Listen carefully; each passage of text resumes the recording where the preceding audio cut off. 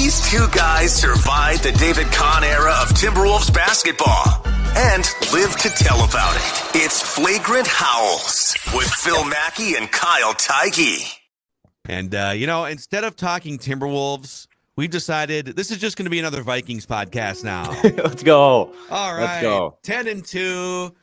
About to clinch the division. Get your Victory Monday Purple Daily hooded sweatshirts at scorenorth.com/shop.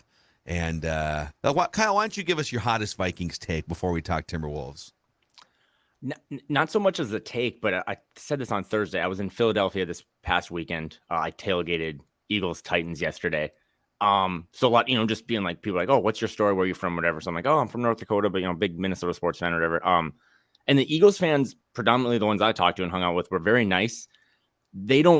They are so not worried about the Vikings, which I mean, rightfully so. They've kind of had their number, but they have respect for everything else they've done. I mean, yesterday I was watching Vikings Jets at a random 16-inch TV in the Atlanta airport, but it was just, as much as the Wolves continue to bring me down, thank God for the Vikings. I know everyone wants to criticize being 10-2, but without that 10-2 record, man, I don't know where I'd be right now. Probably really sponsored by Marlboro. So shout out to the Vikings for keeping me alive. And the Wolves, in fairness, have actually won more games since September than the Vikings have. The Wolves have won 11 games. So the Wolves have the Wolves have given you more joy than the Vikings on a calendar basis. There's a chance that the Vikings could catch them this weekend. Like the Wolves schedule, they only have one game this work week, I think, or maybe they play on Friday too. But no, they play Wednesday and then I think Saturday. So yeah. So they have like 2 games in a week and a half, basically, is kind of how they're but then the schedule kind of picks up with a lot of 4 games in a week. So yeah, nothing that you haven't already said about the Vikings, but it's just nice to have a team that's competent and can close games. That's the real thing, is like these 1-score games. You watch that fourth quarter of Timberwolves Thunder, just no ability to execute down the stretch. And for better or worse, the Vikings can. So shout out to a Minnesota team right now being good, because I need it for my health. Exactly. Yeah. Chris Finch used the word immature to describe the Timberwolves against Oklahoma City. Yeah. That's probably a word. There's probably a bunch of other words we could use. But let's zoom out a little bit instead of doing a full breakdown on an Oklahoma City buzzkill game from a couple days ago. Let's zoom out and do kind of a state of the Timberwolves through a little more than 25% of the schedule here. 25% of year 1 of Rudy Gobert, basically. I'm just going to give you some statistical snapshots in some different categories. And as we go through this, I just want your take on some of these. Kind of like, okay, interesting as expected. Oh, that stands out, or whatever else you have in your brain as I throw these out. Okay. Got it. So again, this is state of the Timberwolves, like a fourth of the way through the first year of Gobert. Per 100 possessions, where do they rank in some interesting statistical categories? As a team, they are 23rd in rebounding. What do you think about that? Not great. Same problem that kind of did you in the playoffs. In the last season, as fun as it was, one of the things we talked about was that we just want them to make the play-in game or the play-in tournament, or maybe sneak into the playoffs, so you can get an idea and get some exposure and some data on like when it's just 2 teams in a 6-7 game series, what are your real issues? Because that's when they get highlighted the most, is in those playoff series. What is your Achilles heel? And rebounding was their Achilles heel. That's how they should have probably beat the Grizzlies in that first round playoff.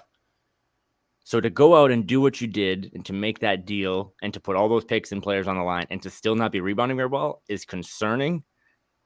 But that's rebounding specifically is probably the one thing I would say, can we just give it like another quarter?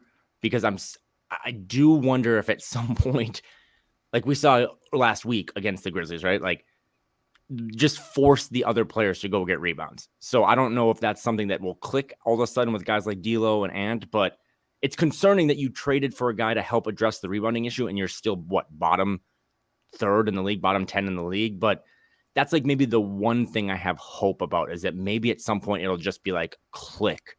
And maybe it's just faint optimism, but that'll click with these other guys. Like, hey, we have to also go get the rebound. We can't just let Rudy have 22 rebounds every night. We have to help on that.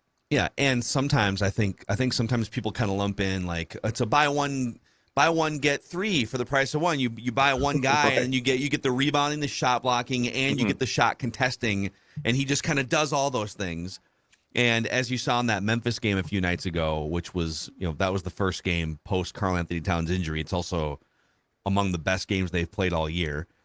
And Rudy grabbed one rebound, Right. but was very impactful. And there's going to be times where he is doing his Rudy thing in one spot and he does his job, forces a contested shot or a bad look, and then somebody else needs to come in and clean up the rebound too. And they're not like the somebody else cleaning up the rebound thing has been a huge problem for them so far. And I mean, I was looking back at the box score. They did out rebound the Thunder 44-42. That wasn't, like the biggest thing that caused them to lose that game. It was late game execution. It was turnovers again, 23 turnovers. But, Naz Reid had 18 rebounds.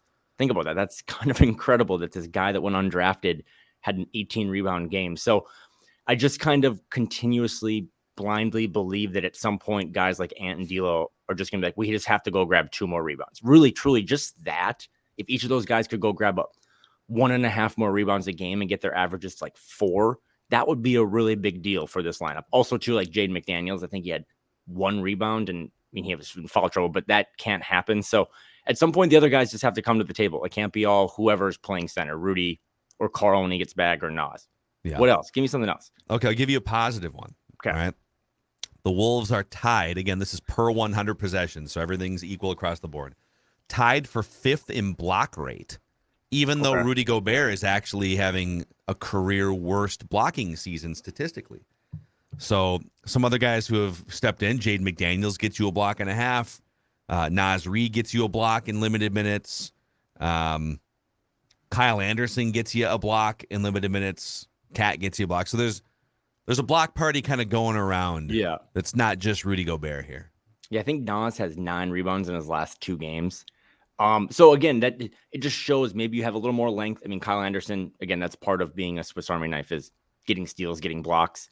Hopefully having Jaden back, that will mean for a while there, through those first 18 games before we started missing him, it was like him, Anthony Davis, and one other person were like the only guys that were averaging 1.5 blocks and steals a game or whatever. So you need him on the court as well. He's an elite rim protector for what he does on the perimeter. But the counter to that, or the negative, is I think Walker Kessler, who is playing less than half the minutes that Rudy Gobert is out in Utah, has more blocks than Rudy Gobert. Yeah. So that at some point, you don't need Rudy Gobert to block 13 shots a game, but you do need him to, we talked about this earlier, he needs to get to that 2 blocks a game. He does so many other things that don't get recorded. We've hammered that home, but also just getting blocks would help. Just go, finish the play, block the shot, get the ball, run in transition. Yes. Okay, let's go to this one here. The Wolves have the 9th most offensive touches per game. I saw that today, courtesy of That's interesting. NBA stats. I thought, sometimes I watch the Wolves and it feels like with the eye test, they just kind of stop moving the ball. They just, it turns into the Anthony Edwards or D'Angelo Russell dribbling show, and or Karl Anthony Towns has the ball for a while or something, and they're not doing a good enough job of just putting teams in the spin cycle. But when you compare them to the rest of the league, they average the 9th most offensive touches per game. Interesting.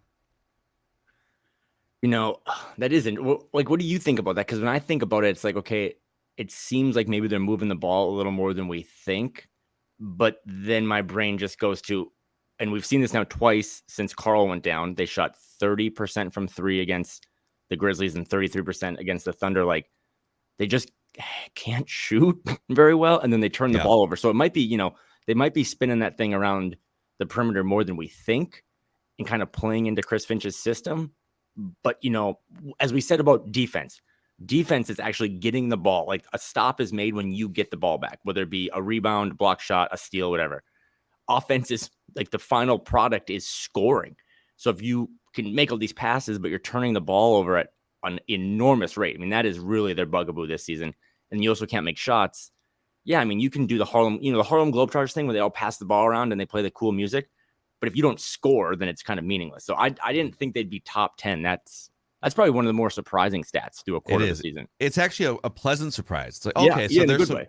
they're actually, and there's like, then you look at the correlation between teams that don't really move the ball or teams that there's teams that don't move the ball, and then there's teams that like don't get catch and shoot attempts too. And the Hawks are kind of bottom of these categories, for instance.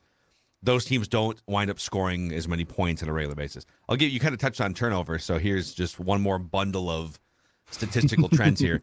So the Wolves average the 5th most turnovers per game, and they commit the 5th most fouls per game, and they allow opponents to shoot the 4th best 3-point percentage. So when you start to talk about the math of how you win a basketball game, okay, we're going to turn the ball over more than almost every team, commit more fouls than almost every team, and allow our opponents to shoot better from 3-point range than almost any team. Okay, how are you making up from that mathematically? Well, the Wolves are 27th themselves in offensive 3-point percentage. When you start to look at some of this stuff, it's actually a miracle that they're basically 500. I was going to say, other than just that, sheer Mrs. talent Lincoln, is winning over, I guess. Like how and that's really good. I mean, that little segment there was probably the best thing to just kind of encapsulate all the different frustrations and storylines on stuff. Is just if they, and this is a big if, and if you are a critic, you can say, yeah, they're the Timberwolves. I get that. If they can just take care of the ball more, they do have guys on this team that at this moment are shooting below averages. Yeah.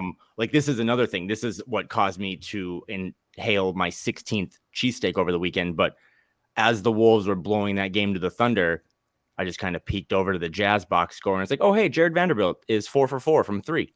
I don't think Jared Vanderbilt made 4 threes in his Timberwolves career. And someone sent me a stat. I mean, again, he's only taken, 20 some threes this season. But from a percentage base, I think someone said Jared Vanderbilt would be the Timberwolves' second best 3-point shooter. He's shooting on the team. 46%. He's 12 of 26. Is this a thing now? Is he just he hasn't taken that many, like you said. But if you go back and like watch the games, teams are not respecting him enough. Even in a game where he went like 4 for 4 from 3, they lost.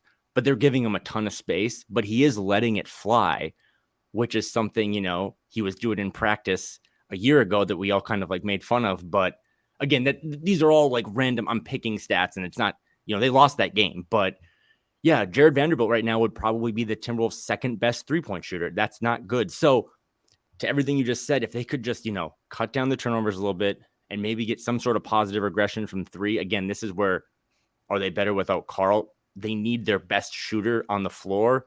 But hopefully now, Jaden's back. He's kind of figured it out from 3.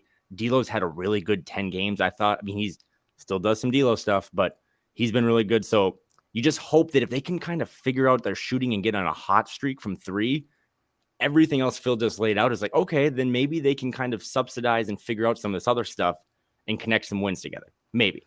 Here's one more that kind of plays into like, okay, how are they making up for some of this stuff mathematically? How have they found 11 wins?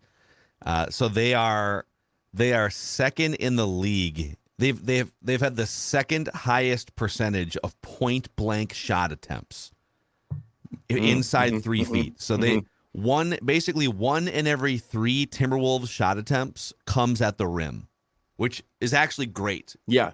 You want that. You don't want to be taking a bunch of, unless you're really good at mid-range offense. Like if you have Chris Paul and Kevin Durant, okay, take mid-range shots all you want.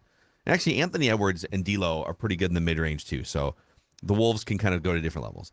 And then on those point-blank shots, they convert 72% into baskets, which is top 8 in the league. So that's another fun one. And that whether it's Gobert or Anthony Edwards, they're getting to the rim on a regular basis more than basically any team in the NBA. Now they just have to they either have to just get hotter from 3, and some of that's just not going to happen now until Towns comes back. It's not like you can't just replace Towns' 3-point shooting. Nasri can shoot some threes, but Cat's one of the best 3-point shooters in the NBA. So that's a thing you're going to have to overcome. And we are nearing a time where I can't really say small sample size anymore. But as literally just as pissed off as people are about being 11-12, and I would imagine you and I are two of those people. There's just some of these weird stats and some noise. It's like if it just flipped a little bit, they could be 14-9. And I'm not excusing a laundry list of effort issues and weird chemistry and all that stuff, but it's just a few of those games going back to the top of this podcast and the Vikings winning all these one-score games. If the Wolves could just shoot a little better and execute just a little tighter, they might be able to pull out some of these games. I mean, they had that Thunder game despite being down $90 million in starting rotation. They had that they had that game in hand, and then when I think they were like stuck on like 110 points for like 6 minutes, like they just couldn't score. Yeah. And then the Thunder would come down and they had no problem scoring. And it was kind of, I mean, you see that in the NBA a lot, like these shootouts in the fourth quarter, the Wolves just didn't bring any guns. So if you can just, there's some small things. And I think that's probably the best way to not panic yet, is that there are real good stats. And Phil just laid out a dozen of them that if you can just, crank a dial a little bit, you might be able to figure out some wins. But I do want to say, you said it at the top, Chris Finch calling this team immature. The best stat to close this out, this is courtesy of Alan Horton. They have a league-leading 21 technicals this season. For a team that doesn't execute and can't close close games, maybe you should stop giving up free points. That goes into the word immaturity, right? Yes. And it's not. I mean, it's some of these guys. And do you have a list of like technicals per guy? Like who does someone have like 5? Does Cat? How many does Cat have? I don't have it off the top of my head, but I do. I wanted to selfishly say that because I think I can find it here. Anthony Edwards, I think, is. I don't know how. Yeah, I think this is accurate. So I think Kevin Durant leads the league with 8 technical fouls. Draymond has 7. Dylan Brooks, my favorite, has 7, and then Ant has 6. Okay, Carl has here 4. Too. Kyle Anderson has 3. But I say all that, I do kind of like scold the Wolves, like, hey, stop being immature. Yes. I don't really want to talk about the Thunder game too much. But I also will say this, for one of the first times, I felt kind of hopeless because I've been the guy, a couple of the things that I've always, like my islands are, hey, you know what? Fight back. Like, just punch back a little bit. Like, stop being bullied by other teams. I thought the Rudy Gobert ejection was horrendous. Like, truly, I think he should have got a flagrant one. He said today at practice, like, I let my team down and stuff. I don't know, man. Like, after that play, the guy was standing over him. And it wasn't like Rudy Gobert drop kicked him. Like, he did kind of wag his foot, and he probably should have got a flagrant one. But that ejection paired with a viral moment, that Anthony Edwards offensive foul in transition that Chris Finch reviewed, they went to the monitor and they held it up. We always say, like, hey, Ant, stop taking all these threes. Go to the basket. Go to the basket. You got this young puppy that you're trying to train, and he's not even getting calls that 99% of other dudes are going to get. It felt really hopeless. It's like, man, that was a moment where he would have had 2 free throws. There would have been a 4-point game. There's a 5-point swing. Now you're down 11. It's just a nightmare scenario. So again, my dad has always been like 2 things. Don't complain about officiating and never leave a game early. Even though with traffic, I'm like, Dad, we got to get out of here. The Wolves are down 60. But I don't think they lost the game because of officiating, Phil. But man, the officiating, that was one of the worst officiated games in the world. And then for Ant to like not get the offensive or not get the blocking call and then get teed up. I don't know if I can say, hey, you're immature in that situation. Like, I probably would have fought the ref. So, but yeah, I mean, on the season, a bigger point for him to have, I agree in that moment. So I think there's going to be like 5 technicals during a season that I'm just going to say, like you use this moment to get fired up or to fire up the arena or your teammates or whatever. And then it goes beyond a certain point. To me, I feel like, there's some games where Ant plays with joy, and that game against Memphis, he was just like bouncing around, smiling. He's taunting Memphis. It was like just a classic, perfect Anthony Edwards game. But then there's some other games, and the Oklahoma City game felt like this a little bit, where he feels the weight of expectations, or he's like overly stressed out because of expectations or whatever it may be.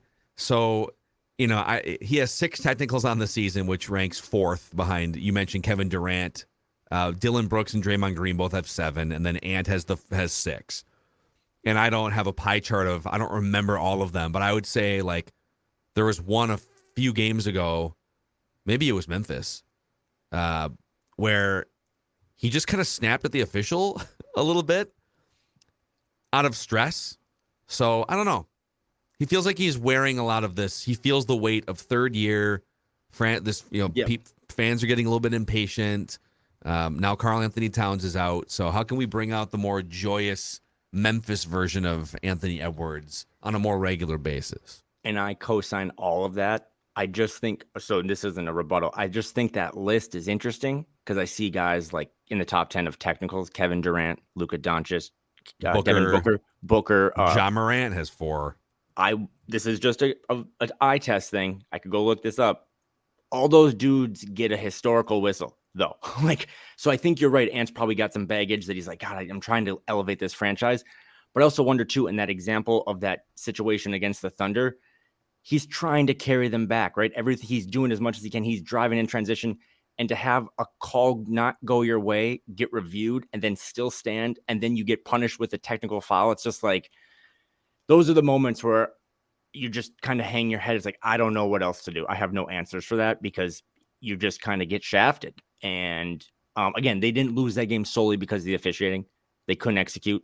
No one turned the ball over but themselves. But those are the moments where you just kind of feel for the kid because it's like, I know I can see you're trying, right? You're not standing with your feet cemented or glued to the floor like you did in that game early in the season. But yeah, in general, that's way too many. You can't be, league leading 21 technicals. Those are 21 points for the most part that you're just giving away, and you're already a team that has a very thin margin, and you got to clean that stuff up. So you got to make more shots, turn the ball over less, and, act like professionals. I'm looking at last year's list of technical foul leaders, and it's hilarious for a couple reasons. Ooh, I like this. Let's hear it. So it's a who's who of superstar players that are looking for some more help, right? Yep. It's Luka, it's Trae Young, it's alpha players that feel like they're getting jobbed. Karl Anthony Towns is on this list. Yep. So Trae Young 19, Luka Doncic 18, tied with Draymond Green, Joel Embiid and Kat 16. I'm going to come back to a hilarious name. Montrezl Harrell has had 15. He's not like superstar, but I guess he can be a little fiery.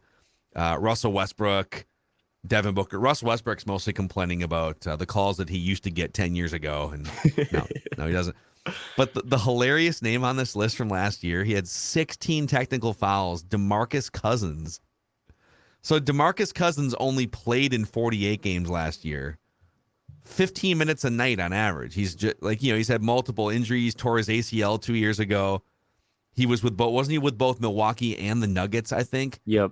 And he's just a total bit player now. And he had 16 technical fouls. Basically, 1 in every 3 games, DeMarcus Cousins was pissing off an official. I think we're on the same list. The only one, it's not as good as DeMarcus Cousins, but down at number 17, he had 12 technicals last year. Dwayne Dedmon for the Heat. I didn't know Dwayne Dedmon played in 12 games for the Heat. So yeah, that's dude, Rudy Gobert had 12 last year too. So and technicals, as much as we're like, hey, you're immature, try to step it up a little bit. You can't just be giving away free points. It is just a thing that happens. A lot of those guys, like you said at the top, are, this is crazy. But Joel Embiid was 4th. What is that guy complaining about? You get a generational whistle, my guy. Just just go to the foul line and shoot your free throws. Calm down, guy. You shouldn't be complaining about anything. But it is also, technical fouls are an expression of frustration in the moment, which I think everyone knows. But to Phil's point, it's also maybe a expression of frustration of just the current situation. Like Phil said, Ant's probably realizing, okay, you're the guy now. We called you the guy after the Grizzlies game.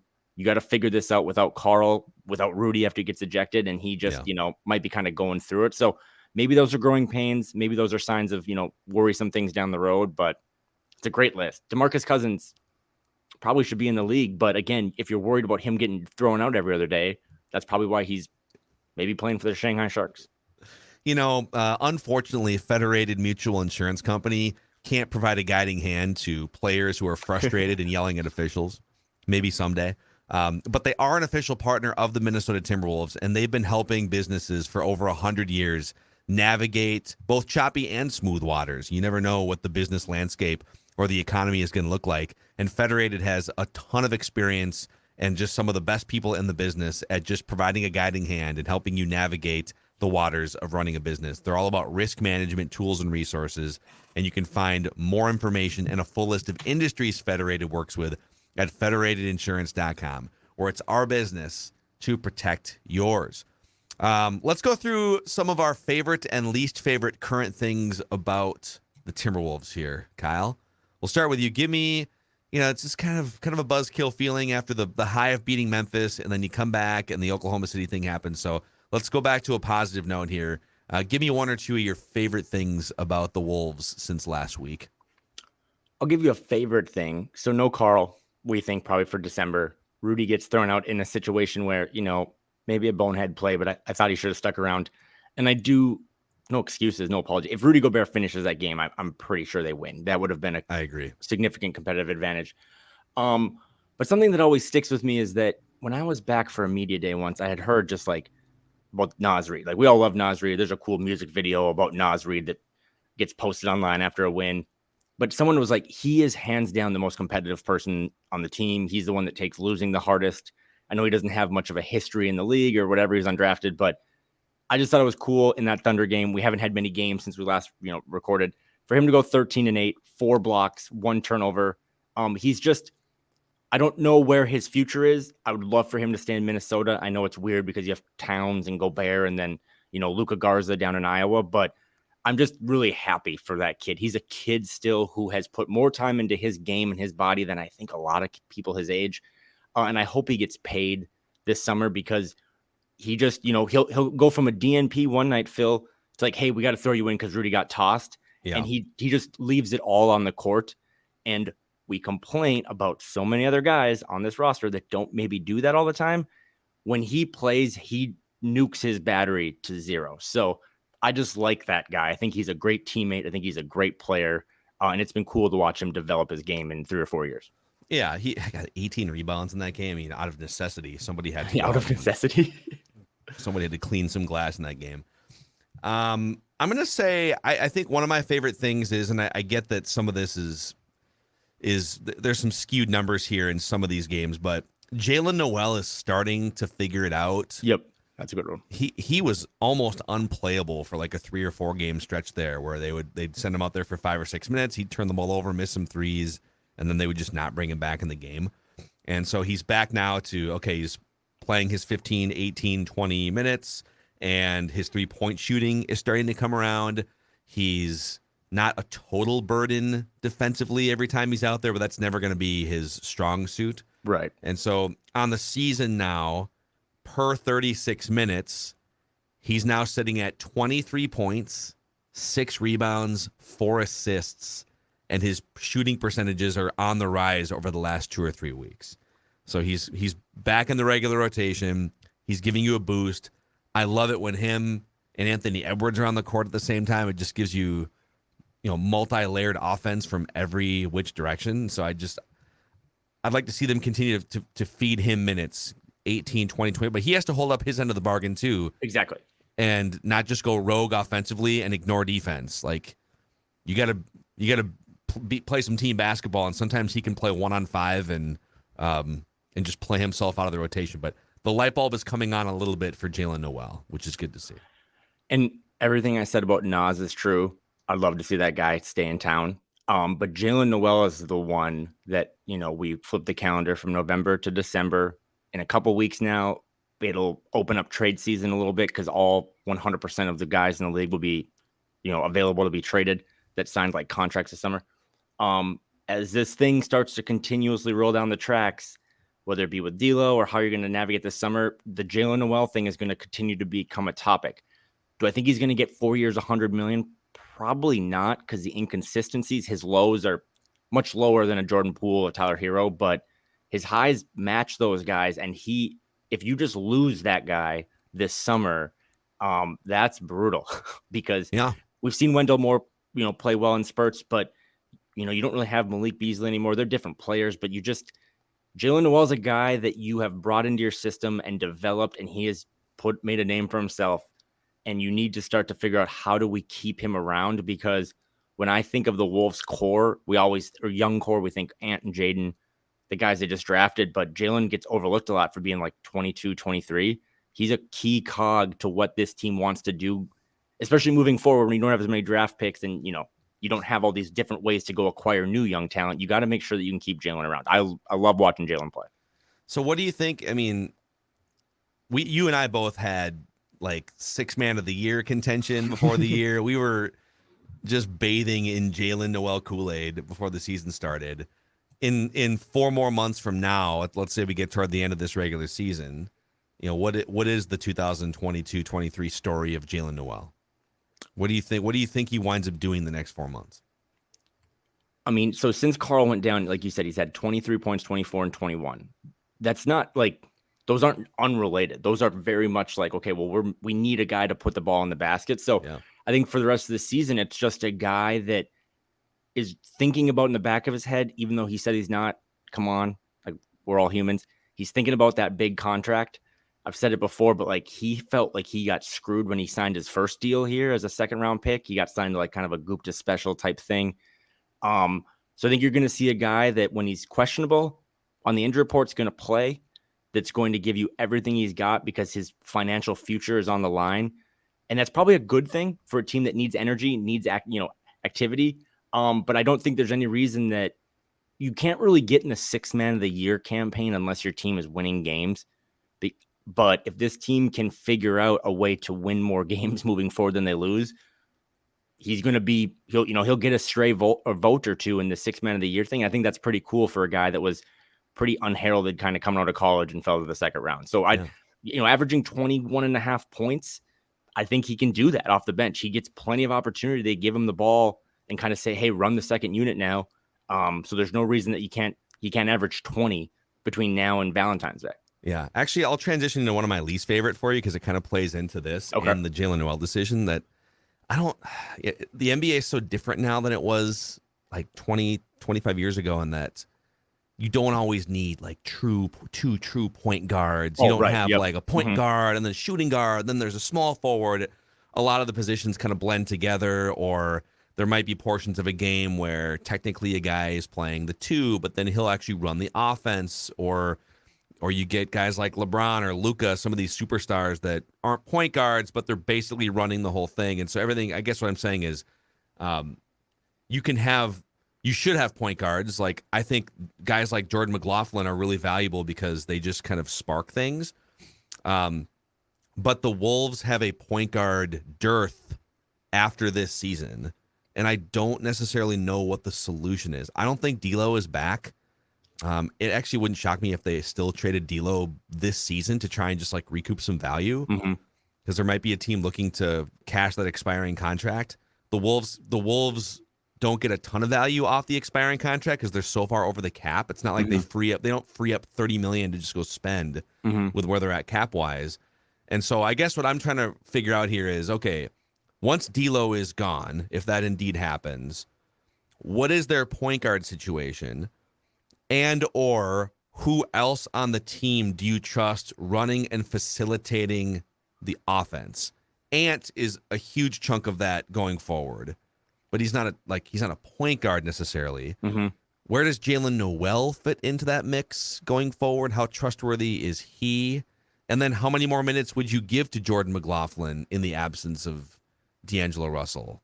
Like, I'm trying to figure out what this all kind of looks like beyond D'Angelo Russell, I guess. Well, I think the one name you didn't really drop is like Wendell Moore. Like, he would be a key contributor in that. Like, maybe, he is the, as we said last week, off-brand Tyus Jones that you pair with Ant in the backcourt moving forward long term. Jordan McLaughlin, another guy, we've kind of hit it on the head that, like, I think he's an elite 2, but I don't know if he should be starting games because physically, I mean, as much as I'm like, Wendell's not as big as you think, he's still bigger than Jordan McLaughlin. And again, just to be fair, this is not a moment where we are hating on D'Angelo Russell. He has been really good in these last 10 games. It's more of a contract. Long term, I don't really know if they're going to pay him what he maybe thinks. And if you don't do that, then you're going to lose him. So what are your backup options? I think if you're kind of nucleus at the 1 and 2 in a much less traditional sense, like you just said, is a combo of Jordan McLaughlin, Wendell Moore, Jalen Noel, Anthony Edwards. Those are all guys under 24. You could do much worse.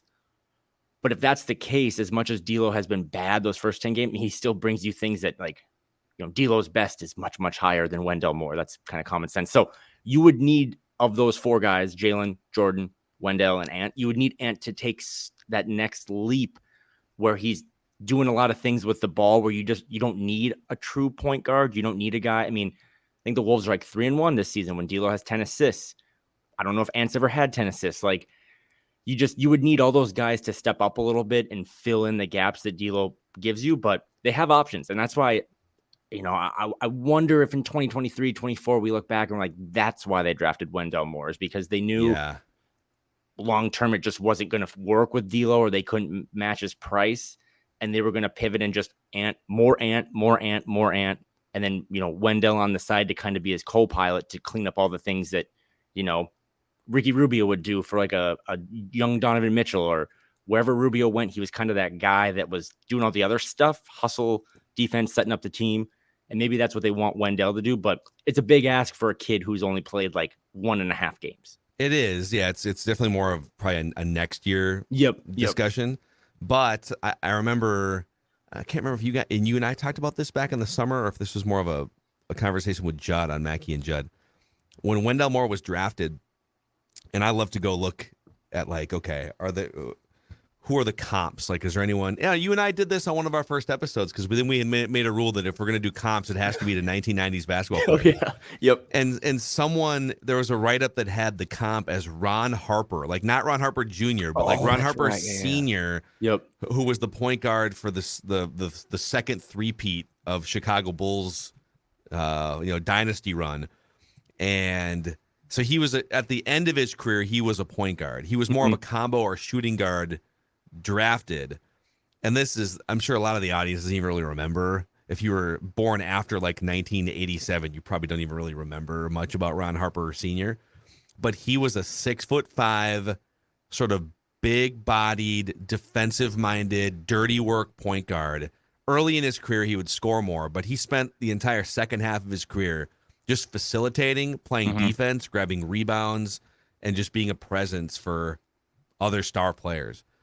And so if you've committed to a life with Anthony Edwards and Karl Anthony Towns and Rudy Gobert and highly paid players, 2 of them need a lot of touches, having a point guard that doesn't need to shoot the ball 15 times a night to get going or dribble around, that's always been the oil and water of D'Lo. Even when he's playing well, it's like, he plays well, but sometimes it's in a D'Lo vacuum, and it doesn't always like rub off on the rest of the team or get Anthony Edwards going. Yep. So long term, it would make sense if Wendell Moore could kind of fill into that role as a primary ball handler.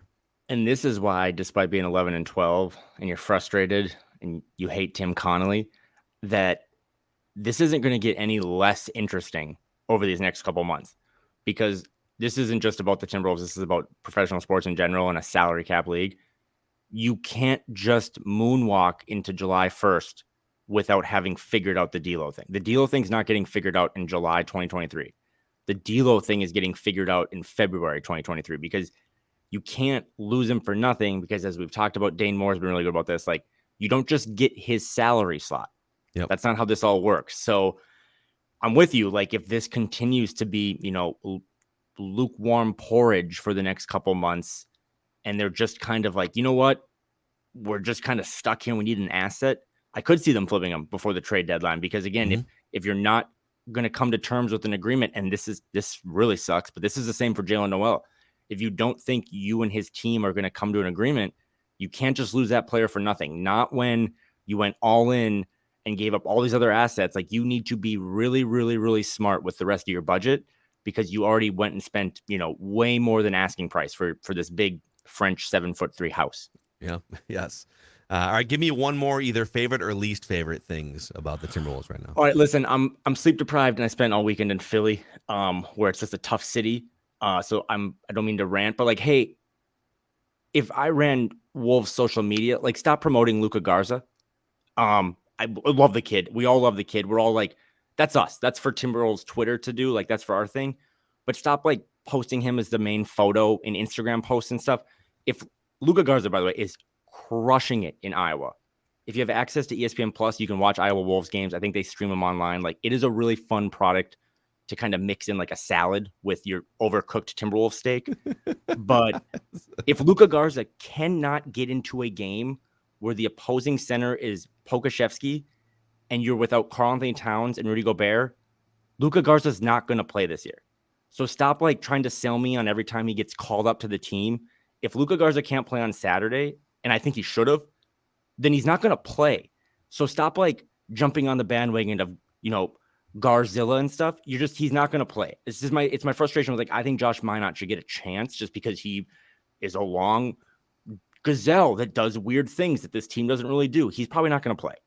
I'm still shocked Wendell Moore is in the rotation. So that's just a minor thing. I know we're trying to have fun, but like, stop selling us on this idea that Luka Garza is going to get in because he's not. And so I think it's stupid. Okay. Yeah, but you're lashing out here. I'm lashing out about it. Are you lashing out at Timberwolves social media, or are you lashing out at like Chris Finch and the decision makers for not putting him in the game? Look at you being the calm one here.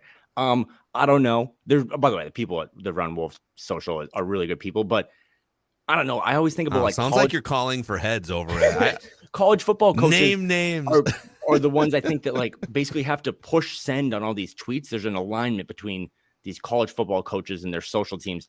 Just maybe I'm just mad, and maybe I'm speaking for a large segment of people, but I think Luka Garza should get a chance. When Rudy Gobert gets kicked out in like the first quarter or whatever, Naz Reid played all the backup center minutes, like 30 minutes, and he did an awesome job. But in that case, you're 11-11, you're at home, your one center's on crutches and your other center's in the shower. Maybe you know what? Apologies to Wolves social. Like, maybe it's a Chris Finch thing. Like, how do you not just like, give it a shot? Screw it. Give him 4 minutes. Just try it. What do you have to lose other than the game, which you lost? So if Luka Garza can't get into that, I'm going to stop getting excited when he gets called up to wave a towel, because I thought that was a good spot to be like, hey, listen, 9 of the guys on the court right now are 6'6" and under. Let's just see what this big, tall dude from Iowa can do. And he couldn't get in. And yeah, I don't think Chris Finch lost the game because Luka Garza didn't play, but I think it was a perfect time to be like, well, screw it. Why not? What's the worst that can happen? He's putting up insane numbers in Iowa. So he's averaging 28 points on 16 shots. He is also shooting, is this accurate? 52% from 3-point range. And he's averaging 9 rebounds, 3.5 assists, a block. And I think this is right. If I'm reading this kind of rickety G League stat page right, his average plus minus per game is plus 17. So, and they've lost some games too. So his average plus minus is plus 17 in those games. So yeah, it's Monday, December 5th as we record this. It's a legend, man. They play the Fort Wayne Mad Ants tonight. So I think he got sent back down, and then they don't play till Friday. So maybe you'll see Luka back up in Minnesota on Wednesday, but he really crushing in the G League, and those numbers are kind of inflated because it's such a high up and down pace game. But good players usually crush in those situations, and he is damn near the next coming of like Nikola Jokic down there. I mean, he is dropping 30, 20, 6 assists, 3 blocks, like you said, shooting an unconscious percentage from 3.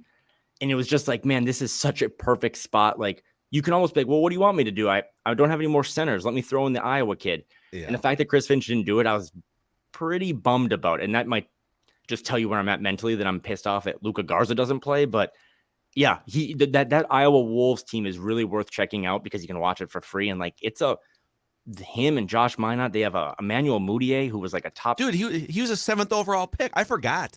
They have Mudiay on their team. That's amazing. Have PJ Dozier too. Like, going back to our discussion about who's going to fill in the backcourt role moving forward, like PJ Dozier is a Tim Connolly guy. He was a really good player before he tore up his knee a little bit, and he's getting it going down there in Iowa as well. So he might be another option. You just kind of like, if you lose D'Lo, you're just going to put 3 guys to try to make up what D'Lo gave you on both ends. He's another one. So if nothing else, this is my plea to you. Go watch the Iowa Wolves for a night. They're really fun. It's an up and down game, and Luka Garza is, essentially Iowa Shaq down in Des Moines. Don't they also have, this might just be to sell some extra tickets down there, but that Jordan Bohannon, that Iowa player that pissed off Gophers fans, wasn't he at Iowa for like 13 years? I feel like Jordan Bohannon's like 38 years old. He had like 9 redshirt seasons or something. Yeah, he is. But he sells some tickets in Iowa. He is like, I guess, like Tanner Morgan of like the Gophers football team. But yeah, Jordan Bohannon is somehow looks 47, but is still only 25. But he was in college last year. Yeah. I mean, that's crazy. Like, he was in college last year and he's 25 years old. Like, who among us spent 7 years in college other than like Jordan and myself? So, yeah, the Iowa Wolves Van are Wilder. Yeah, Van Wilder. I wish Luka would have played. Again, Naz Reid held his own with 13 and 18, but sorry to anyone that I flamed there. I wish he could play. They get me all excited when they post a picture of him in his little, Iowa Wolves outfit, and then he doesn't play. So I wish he'd get a chance, but that was like the thing that pissed me off the most from the weekend. What was? Give me something else to close it up. I'm glad you got that off your thank chest. you. Well, actually, another thing that kind of pisses me off, since we're venting here, it segues into our last segment of the show here. It's the playoff picture update. The Timberwolves are not in it right now. That's the playoff picture update. Is there are 10 teams in the Western Conference playoff or play-in bracket. The Wolves are not one of the 10. In fact, they are now just a half game up on the Lakers for the 11 seed. They're a half game back of the Mavericks for the 10. But the good news is they're only 5 games out of the number 1 overall seed, which is Phoenix right now, because the Western Conference is just jammed from 1 through basically 13. There's only 6 games separating the Suns from the Thunder. So there's still hope.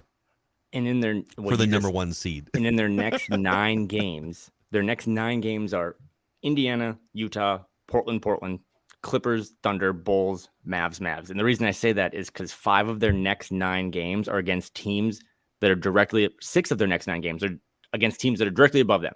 The Clippers are 7th, the Blazers are 8th, the Jazz are 9th, the Mavericks are 10th. So, as bad as this has all been, if you believe in things getting better, there's a chance that by the time you start to pack up for your Christmas trip, that this team could be 6th in the West.